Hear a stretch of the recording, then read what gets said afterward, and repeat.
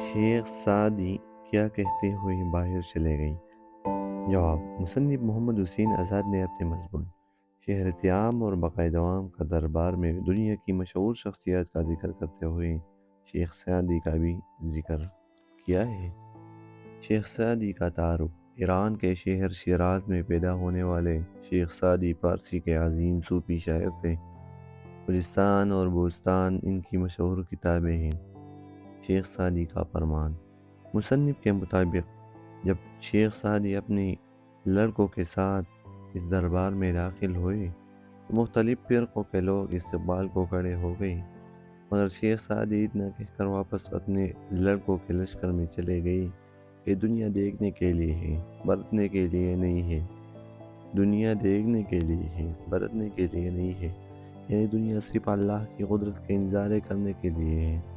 اے ملک فنا کے رہنے والو، دیکھو اس دربار میں تمہارے مختلف فرقوں کے اعلی وقار جلوگر ہیں۔ بہت سے حب الوطن کے شہید ہیں جنہوں نے اپنے ملک کے نام پر میدان جنگ میں جا کر خونی خلدت پہنی۔ اکثر مصنف اور شاعر ہیں اور بے عیبی سے زندگی بسر کر گئی۔ ایسے زیرک اور دانا بھی ہیں جو بزم تحقیق کے صدر اور اپنے عہد کے باعث فخر رہے۔ بقائے دوام دو طرح کی ہے، ایک تو وہی جس طرح روح بالحقیقت بات مرنے کے رہ جائے گی کہ اس کے لیے فنا نہیں، دوسری عالم یادگار کی بقا، جس کی بدولت لوگ نام کی عمر سے جیتے ہیں اور شہرتی دوام کی عمر پاتی ہے۔ نامورانی موصوف کے حالات ایسے دل پر چھائے ہوئے تھے کہ انہوں نے مجھے سوتے سوتے چونکا دیا۔ میں نے اس عالم میں ایک خواب دیکھ رہا تھا، چونکہ بیان اس کا لطف سے خالی نہیں، اس لیے عرض کرتا ہوں۔ خواب میں دیکھتا ہوں کہ گویا میں ہوا کانے چلا ہوں اور چلتی چلتی ایک میدان وسیع الفضا میں جا نکلا ہوں جس کی وسعت اور الفضائی میدان خیال سے بھی زیادہ ہے۔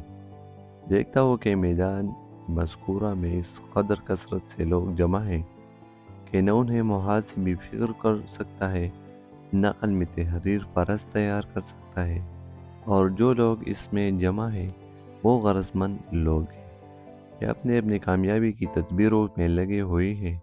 وہاں ایک پہاڑ ہے جس کی چوٹی گوشے سحاب سے سرگوشیاں کر رہی ہے۔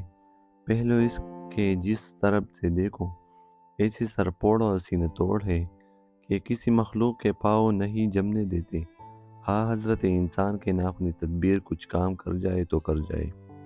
یا یکایک لکوں سے ایک شہنائی کی ایسی آواز آنی شروع ہوئی۔ یہ دلکش آواز سب کو بے اختیار اپنی طرف کھینچی تھی کہ اس طرح کے دل میں جان اور جان میں زیادہ دلی پیدا ہوتی تھی، بلکہ خیال کو وسعت کے ساتھ ایسی رپت دیتی تھی جس سے انسان مرتبہ انسانیت سے بھی بڑھ کر قدم مارنے لگتا۔ لیکن یہ عجب بات تھی کہ اتنے انبوئی کثیر میں سے تھوڑی ہی اشخاص تھے جن کے کان اس کے سننے کی قابلیت اور اس کے نغموں کا مذاق رکھتی تھی۔ دوسری طرف جو نظر جا پڑی تو دیکھتا ہو کہ کچھ خوبصورت عورتیں ہیں اور بہت سے لوگ ان کے تماشائی جمال میں مہمور رہے ہیں۔ یہ عورتیں پریوں کا لباس پہننے ہیں، مگر یہ بھی وہی چرچا سنا کہ در حقیقت نہ وہ پریاں ہیں نہ فریضات عورتیں ہیں۔ کوئی ان میں غفلت، کوئی عیاشی ہے، کوئی خود پسندی اور کوئی بے پرواہی ہے۔ جب کوئی ہمت والا ترقی کے راستے میں سفر کرتا ہے تو یہ ضرور ملتی ہے۔ انہیں میں پنس کر اہل ترقی اپنے مقاصد سے محروم رہ جاتی ہے۔ یہ بھی صاف معلوم ہوتا تھا کہ جو لوگ ان جعلی پریوں کی طرف مائل ہیں وہ اگرچہ اقوام مختلفہ اور عہدہائی متفرقہ عمرہائی متفاوتہ رکھتے ہیں، مگر وہی ہے جو حوصلے کے چھوٹے، ہمت کے بیٹے اور طبیعت کے پسند